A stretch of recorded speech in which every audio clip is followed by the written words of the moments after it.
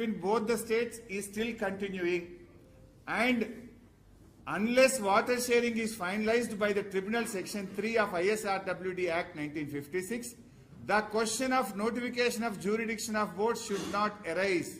Full stop. He also stated the tribunal matter is pending in Supreme Court and sub judice. Hence, on this account also, the jurisdiction matter cannot be deliberated. అంటే మళ్ళీ ప్రాజెక్టుల అప్పగింత ప్రక్రియ చేయడానికి వీలు లేదు. ఇది first apex లో ఏదైతే చెప్పినరో KWD2 అవార్డు వచ్చేదాకా ప్రాజెక్టులు అప్పగించొద్దు, నంబర్ 1. నంబర్ 2 ఏమన్నారు, ఇది సుప్రీంకోర్టులో కూడా కేసు నడుస్తుంది కనుక ఇది సబ్జుడిస్ కనుక ప్రాజెక్టుల అప్పగింత ప్రశ్నే ఉత్పన్నం కాదు. అంటే ఈ 5.3 పారాగ్రాఫ్ దేని గురించి చెప్పిండ్రు, ప్రాజెక్టుల అప్పగింత గురించి చెప్పిండ్రు. కానీ రేవంత్ ఏం చేస్తాడు, ఇగో ఈ మొదటి 2 లైన్లు చదివి ఇక్కడికి నుంచి ఇక్కడికి ఈ కామా దాకా చదువుతాడు. చదివిగా చూడు బై వీళ్ళు 299 ఒప్పుకున్నారు అంటాడు. మీకు ఎందుకు ముందు ఎక్స్ప్లెయిన్ చేస్తున్నా అంటే మీకు అర్థమైతే ఆ వీడియో మీరు ఫాలో అవుతారని స్పీచ్ను. ఫస్ట్ ఈ మీటింగ్లో ఎవరెవరు పాల్గొన్నారు అని పేజ్ 1లో ఉంటుంది. పేజ్ 1లో ఈ కేంద్ర మంత్రి, ఆంధ్రప్రదేశ్ సీఎం, తెలంగాణ సీఎం పాల్గొన్నాడు అని చెప్పి ఈడికి వస్తాడు ఇక మినిస్ట్రీ ఆఫ్ జలశక్తి అని. నేను మీకు అక్కడ నుంచి చూపిస్తా ఎట్లా జంపు కొట్టిండు, ఎంత అంటే నిస్సిగ్గుగా, ఏమంటే నిర్లజ్జగా ఎంత పచ్చి అబద్ధాలు మాట్లాడే ముఖ్యమంత్రి మీరు ఒక్కసారి మీరు చూడండి. అంటే నాకే మాట్లాడాలంటేనే అసలు ఇంత పచ్చి అబద్ధాలు మాట్లాడేటోళ్ళు కూడా ఉంటారు అనిపిస్తుంటుంది అప్పుడప్పుడు అసెంబ్లీలో.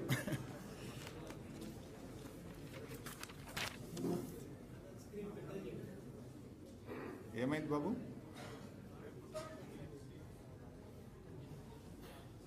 రైట్.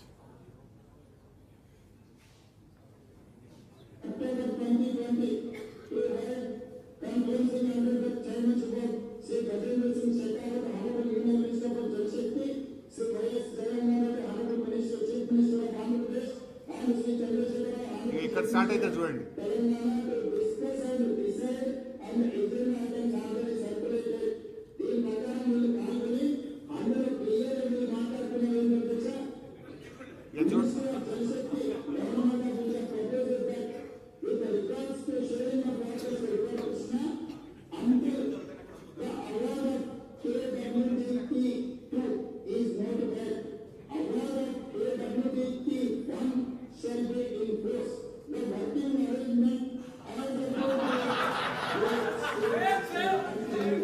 కేంద్ర ప్రభుత్వం ఏమన్నదంటే మీరు గతంలో ఏదైతే వర్కింగ్ అరేంజ్మెంట్స్ ఉన్నాయో 299 తెలంగాణ, 512 ఆంధ్రప్రదేశ్కి ఏదైతే మీరు అనుకుంటున్నారో దాన్ని యాజ్ ఇట్ ఈస్ గా కొనసాగిస్తున్నాను కేంద్ర మంత్రి 2020లో అన్నాడు అధ్యక్ష. మంత్రి మారినా వీళ్ళు తీసుకున్న నిర్ణయానికి మేము కట్టుబడి ఉన్నామన్నారు.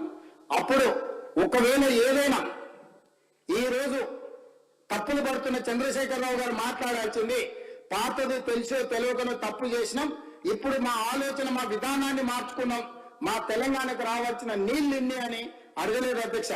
5.1 దీంట్లో మీటింగ్ మినిట్స్ కు సంబంధించింది రీడౌట్ చేస్తున్న అధ్యక్ష.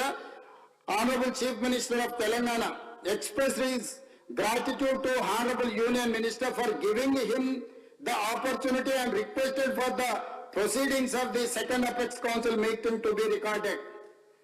ఇంత గొప్ప అవకాశం ఇచ్చినా 299, 512 పంచుకోవడానికి మీకు మనస్ఫూర్తిగా ధన్యవాదాలు చెప్తున్నా, మీ కృతజ్ఞతగా ఉంటా అని చెప్పి కింద ఏమన్నాడు, he stated that the working arrangement between both the states is still continuing and until and unless water sharing is finalized by the tribunal under section 3 of ISRWD Act of 1956 కేటగారికల్గా Chandrashekar Rao గారే స్వయంగా పదే మేము అంటుంటే మాకు సంబంధం లేదని శాసనసభ్యుడు హరీష్ రావు గారు అంటుంది కదా అధ్యక్ష.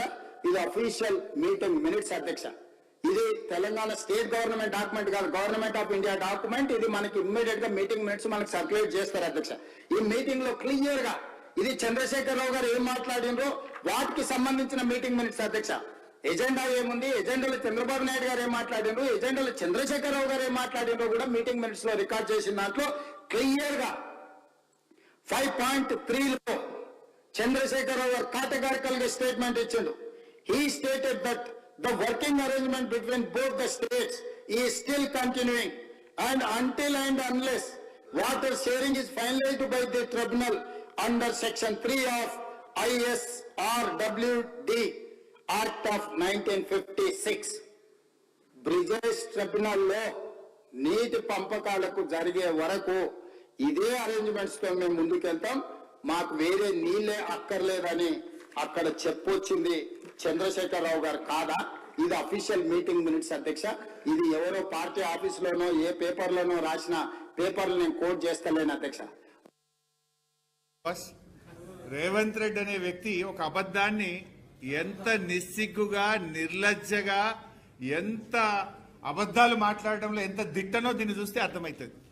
ఇక్కడ చూడండి మీరు, he stated that the working arrangement between both the states are still continuing and until unless water sharing is finalized by the tribunal under section 3 of ISRWD Act 1956 and idike happened. The question of notification of jurisdiction of board should not arise. Full stop ikkada undi. ఆయన చెప్పింది కామ దగ్గర ఆయన చెప్పింది కేసీఆర్ గారు చెప్పింది ప్రాజెక్టులు కేఆర్ఎంబికి అప్పజింపే ప్రశ్నే ఉత్పన్నం కాదు అని చెప్తే దీనికి ఇక్కడి నుంచి ఇక్కడికి కలుపుతాడు. ఇది అయిపోయింది ఇంకేడికి పోయిండు. 1956 అయిపోయింది కేసీఆర్ గారు థ్యాంక్స్ చెప్పిండు అంటాడు. అంటే ఎంత మనిషి ఇంకేమన్నా అనాలని నాకు అర్థమైంది. ఇప్పుడు ఆ దేవుని గుళ్ళో కూడా అప్పుడప్పుడు దొంగతనం చేస్తుంటారు. ఆ గుళ్ళో దొంగతనం చేసే దొంగకు కూడా కొంత నిజాయితీ ఉంటుంది. వాడు కూడా ఏదైనా మొక్కితే ఇంత మళ్ళా హుండీలు వేస్తాడు పోయి, లేకపోతే దేవుడికి మొక్కి తప్పైంది నేను దొంగతనం చేస్తున్నాను దేవుడిని ప్రార్థించేస్తాడు. వీడు అంతకంటే హీనమున్నాడు. మీరు చూడండి, అసలు కేసీఆర్ గారు ఉపన్యాసం ప్రారంభించినప్పుడు బేసిక్ ఎవరైనా ఒక మీటింగ్ లో మాట్లాడేటప్పుడు ఏం చెప్తాము? Telangana expressed his gratitude to Union Minister for giving the opportunity and requested for the proceedings of the second Apex Council meeting to be recorded. Further, he requested that the minutes may be issued after obtaining the views of both the state governments. Honorable Union Minister informed him that the proceedings are being recorded. తర్వాత ఈ 5.2 లో ఏం మాట్లాడిండో కేసీఆర్ గారు చెప్పలే. ఇక్కడ కేంద్ర ప్రభుత్వ additional secretary మాట్లాడిన కాడికి ఈడికి వచ్చిండు, ఈడికెళ్ళి థ్యాంక్స్ చెప్పిండు అని మీదికి పోయిండు. ఇక్కడ మీటింగ్ స్టార్ట్ అయ్యేటప్పుడు నాకు అవకాశం ఇచ్చినందుకు ధన్యవాదాలు అని స్టార్ట్ చేసిండు. తర్వాత కేసీఆర్ గారు ఏమన్నారు? Honorable CM of Telangana commented on the agenda items and recalled that immediately after the formation of state of Telangana, he had made a representation to the Ministry of Water Resources on 14th July 2014 under Section 3 of ISRWD Act 1956 asking for an equitable allocation of Krishna waters. He stated that Telangana is the youngest state and every state has a constitutional right to get a fair and equitable allocation of river waters. Telangana has requested to refer the matter to a tribunal and Government of India should not have any reservation on this. Even after 7 years of the formation, Telangana state is still waiting to know about its legitimate share of waters. After 1 year, they had approached the Supreme Court. He stated that he has mentioned all this in his letter to Honorable Minister Jal Shakti and had argued to include them in the agenda of the meeting.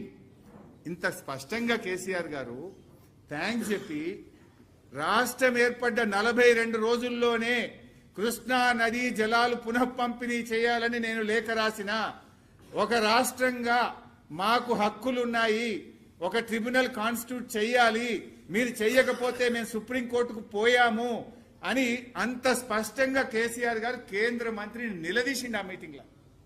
ఇది వదిలిపెట్టాడు. కిందికి వచ్చి ఏం చేసిండు? తను ప్రాజెక్టులు అప్పజెప్పను అని కేసీఆర్ గారు ఇందులో చెప్తే మోకాలకు బోడగుండుకు పెట్టినట్టు దీని నుంచి దీనికి కలుపుతాడు. ఇంకా నెక్స్ట్ చూడండి మీరు, ఇందులో కేసీఆర్ గారు ఏం చెప్పారు? 5.4 లో మీరు చూస్తే ఇక్కడ నుంచి చూద్దాం.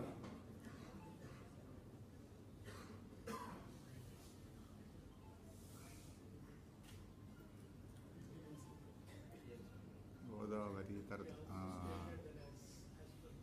ఇంకొంచెం పైన he stated that ఇక్కడ చూద్దాం. He stated that Pothredipadu project of AP does not have any water allocation by KWDT. 1. The project was operationalized to supply drinking water to Chennai. It was originally designed for 1500 cusecs in the then combined AP against the interest of Telangana. Later on, it was extended to 11,500 cusecs, then to 40,000 cusecs, and now they are expanding to 84,000 cusecs and are planning to take 8 TMC per day. He further asserted that the water is being transferred by AP from Krishna Basin to out of Krishna Basin through the project with no water allocation to these projects by the tribunal and without appraisal of DPRs and also without obtaining the required statutory clearances for these projects. He also stated that if AP continues with this project, the Telangana would construct a 3 TMC barrels at Alampur and draw water. He stated that only tribunal under section 3 of ISRWD Act 1956 can be a solution. నిన్న రేవంత్ ఏదో మాట్లాడుతుండు, కేసీఆర్ గారు మాట్లాడలే, జగన్మోహన్ రెడ్డి గారు నిలదీయలే, చంద్రబాబును నిలదీసిండు, జగన్మోహన్ రెడ్డిని నిలదీసిండు. కేసీఆర్ కు తెలంగాణ రాష్ట్రం ముఖ్యం, ఆయన ఎవరి ముఖం చూడలేదు.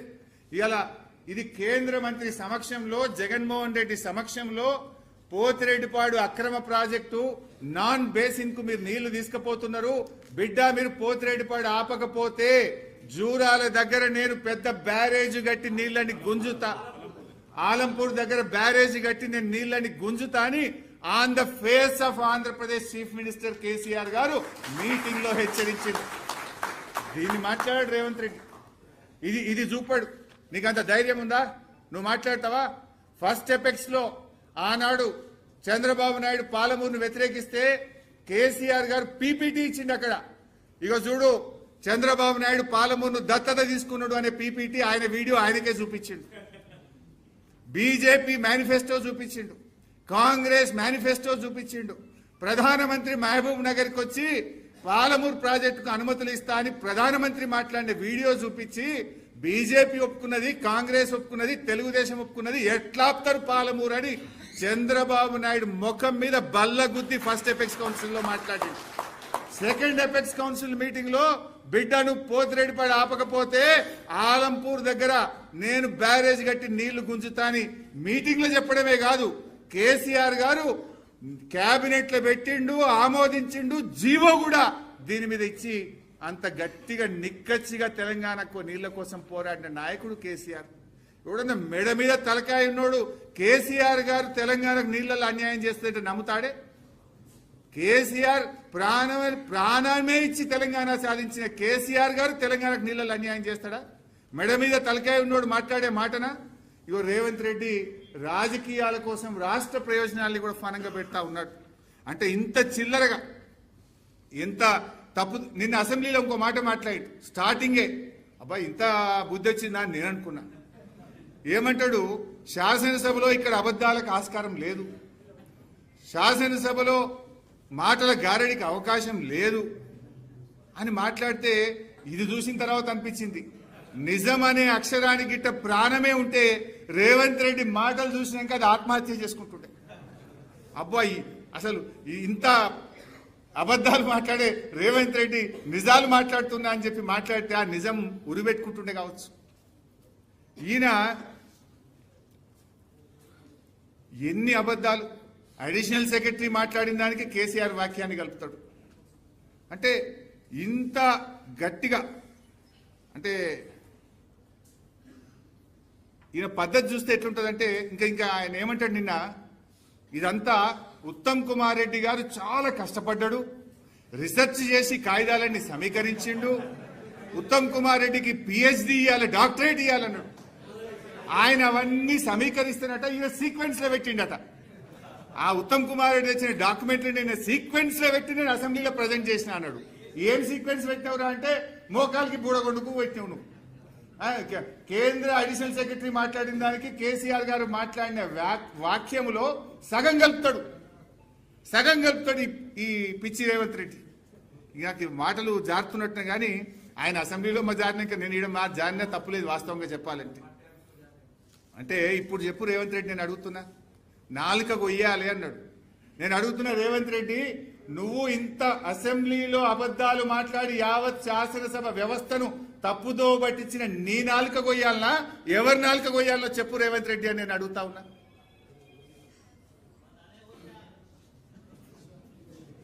అసలు నా దృష్టిలో చీమునెత్తురున్నోడైతే, మనిషి అయితే, ఈ రకంగా శాసనసభను తప్పుదో పట్టించి ఇంత ఘోరంగా ఎక్స్పోజ్ అయినోడు చక్కగా రాజ్భవన్ పోయి రాజీనామా చేయాలి.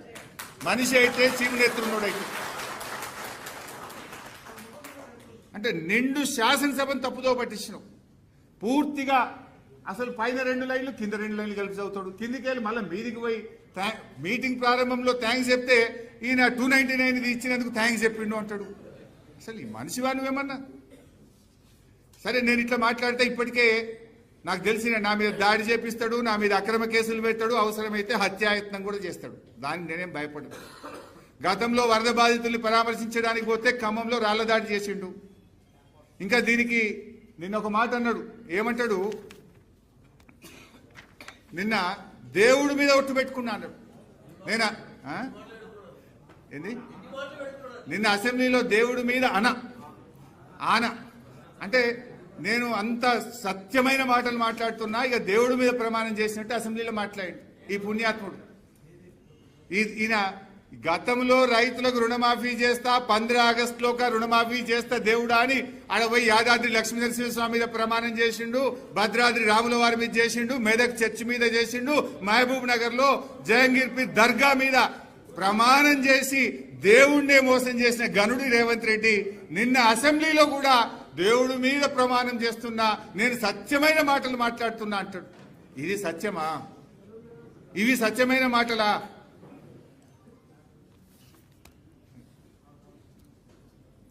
నెక్స్ట్,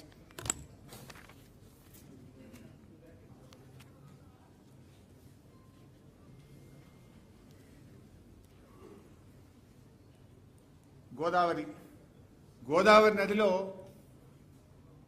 కాకతీయ నిజాం రూల్లో మనకు దక్కిన నీళ్లు 252 టీఎంసీలు. సరే, 60 ఏళ్ల కాంగ్రెస్ తెలుగుదేశం పాలనలో గోదావరి నది మీద ప్రాజెక్టులకు సాధించిన హక్కులు 265 టీఎంసీలు. 60 ఏళ్లు. 9.5 ఏళ్ల కేసీఆర్ గారి ప్రభుత్వం 383 టీఎంసీలకు గోదావరి నది మీద హక్కులు సాధించింది. అంటే 60 ఏళ్లలో కాంగ్రెస్ తెలుగుదేశం సాధించిన దానికంటే 10 ఏళ్లలో 1.44 టైమ్స్ ఇవాళ బీఆర్ఎస్ ప్రభుత్వం ఎక్కువ సాధించింది. అంటే 60 ఇయర్స్ వర్సెస్ 10 ఇయర్స్ మీద కూడా ఎక్కువనే. అంటే strike rate of BRS is 40 TMC per year, whereas Congress Telugudesam కలిపి 4.43 టీఎంసీ పర్ ఇయర్. అంటే గోదావరి జలాల్లో మనకు అనుమతులు సాధించడంలో, నీటి కేటాయింపులు సాధించడంలో సంవత్సరానికి 40 టీఎంసీలు కేసీఆర్ గారు సాధిస్తే కాంగ్రెస్ తెలుగుదేశం పాలనలో 4.43 టీఎంసీ. ఓవరాల్ గా చూస్తే our strike rate is 9.11 times more than the Congress and TDP. ఒకవైపు కృష్ణాలో మనకు 299 టీఎంసీలో లాక్ అయిపోయినాం. నిన్న రేవంత్ రెడ్డి ఇంకో పచ్చి అబద్ధాన్ని కూడా మాట్లాడే ప్రయత్నం చేసినాడు. మనకు అసలు నికర జలాలు 811లో 299 నికర జలాలు. కానీ రేవంత్ రెడ్డి అంటాడు 490 టీఎంసీల ప్రాజెక్టులకు ఉమ్మడి రాష్ట్రంలో అనుమతులు వచ్చినాయని ఇంకో పచ్చి అబద్ధం మాట్లాడింది. ఆ 490లో 191 వరద జలాల మీద ఆధారపడ్డాయి. ఏవైతే నికర జలాలు ఉన్నాయో ఆ నికర జలాల లెక్కనే అసెంబ్లీలో తేల్చింది ఆ రోజు. 299, 512 ఇస్ నికర జలాలు. అయితే ఇవాళ ఎట్లా చేసిందంటే కాంగ్రెస్ రాష్ట్ర విభజనలో ఒక రకంగా చెప్పాలంటే అష్ట దిగ్బంధనం చేసింది తెలంగాణను. తెలంగాణ కొత్త ప్రాజెక్ట్ కట్టాలంటే కేఆర్ఎంబి, జిఆర్ఎంబి అనుమతి తీసుకోవాలి, అపెక్స్ కౌన్సిల్ అనుమతి తీసుకోవాలి, సిడబ్ల్యూసి అనుమతి తీసుకోవాలి, దానికంటే ముందు నీటి కేటాయింపులు చేసుకోవాలి. అంటే ఒక రకంగా చక్రబంధం చేసింది. ఇన్ని రకాల ఇబ్బందులు ఉంటే కూడా కేసీఆర్ గారు